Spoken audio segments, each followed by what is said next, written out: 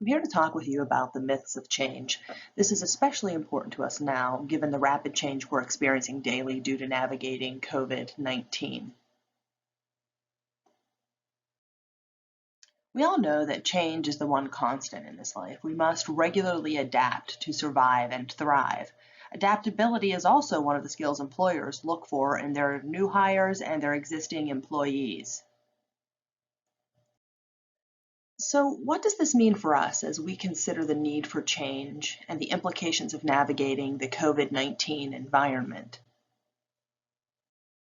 It means stress. It means slowing down in some ways, at least for some of us, and it means finding new ways to do the tasks and handle responsibilities we've been used to doing and handling every day with some amount of ease.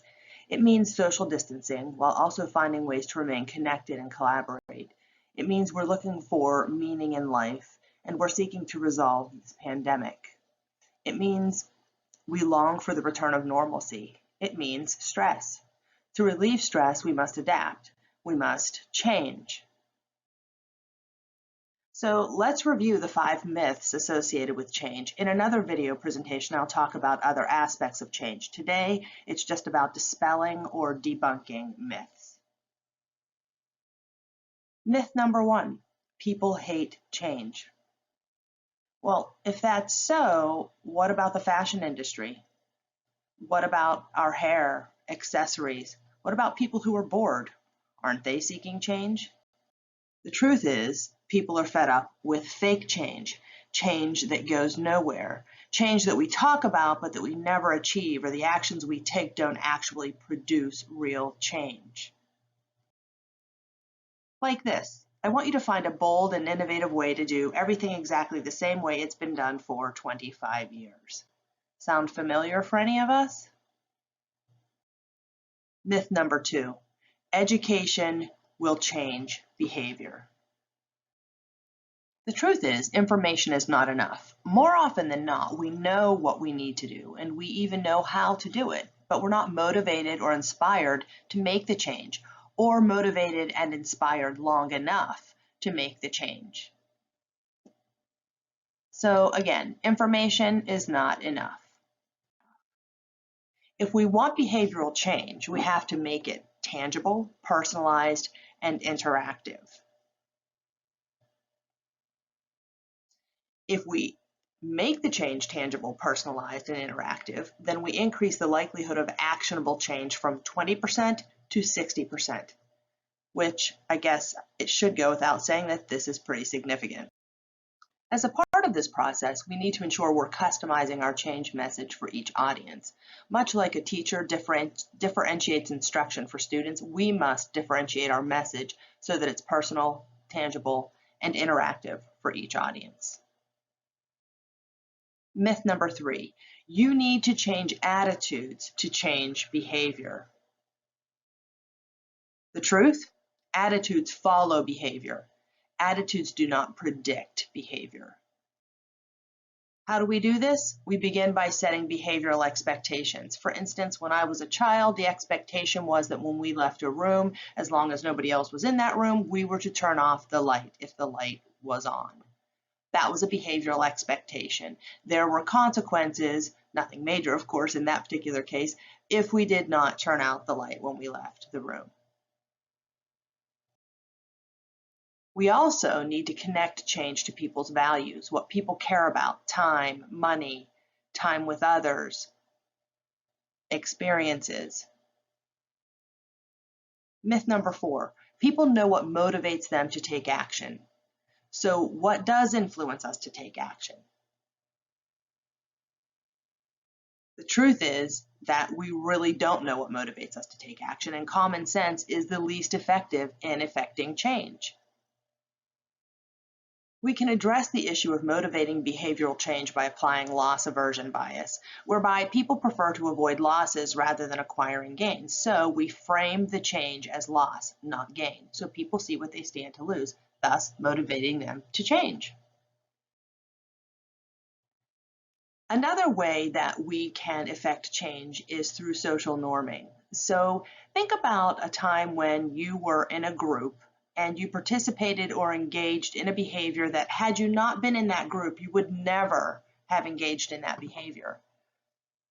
That's one form of social norming. To give you another example, think of a street musician in a busy city like New York City or even Pittsburgh, PA, and they're out, they're playing their music, and they have their instrument case or a box or a can or something like that, and there's money in that can or instrument case or box. What they've done is they've seeded that box or instrument case or can with their own money to get the collection started. So as somebody walks by, they see money in that particular container, they think, oh, well, I should tip this person. And what makes that even more effective is when somebody walks by in front of us and we see them donate money to that street musician, then we feel more inclined to do the same. The same could be said of a tip jar at a restaurant. Another example of social norming and also people's inability to actually always know what motivates them to change is some research that was done by a hotel or by the hotel industry when they were seeking to get people to reuse their towels. So what they did was they'd surveyed their guests and they asked them, what will motivate you to reuse your towel? And these were the answers that people gave here on the screen. The first, or the number one answer, was, I would reuse my towel to protect the environment. Number two was to benefit society. Three was to save money, though frankly, I'm not sure why anybody would choose that because most people are interested in saving hotels money or other organizations money. They're interested in saving themselves money, and typically that money that would be saved by the hotel would not be passed on to the consumer. And then the fourth reason was that they would reuse their towel if other people were doing the same. So this is what people said, but here was the actual behavior that was demonstrated by people in hotels. 38% of people were willing to reuse their towel when they were told that they were helping to protect the environment. 58% of people were motivated to reuse their towels when they were told that about 75 to 80% of people in hotels reuse their towels. So again, we don't always know what motivates us to make change or to behave in a certain manner. Myth number 5, change is difficult. Well, we know that it can be, right? The truth is, however, that change is what we make it. Yes, it can be difficult. In some cases, it can be simple, but still not easy, thus difficult. But ultimately, change really is what we choose to make it, just as is life. And change must be meaningful for it to happen. It must hold meaning for those involved in making change. They must have good reasons for making the change if it's going to happen. Now, let's do a quick review of the myths of change. First, people hate change. Not really. The truth is that people dislike fake change. Myth, education will change behavior. The truth is that information is not enough. We could have plenty of education and still not make the change that we want to make or make the change that somebody else would like us to make. Information is simply not enough. Myth, you need to change attitudes to change behavior. The truth, attitudes follow behavior, not the other way around. Myth, people know what motivates them to take action. The truth, they think they know, but common sense is least effective in effecting change. And the final myth, change is difficult. The truth, change is what we make it. Remember, change is what we make it. There are many people facing bigger challenges than we are. Be there for others as best you can now and always. I'm wishing you peace today and in the days ahead as you continue to navigate COVID-19, other challenges, and adapt to meet the various changing demands in our world.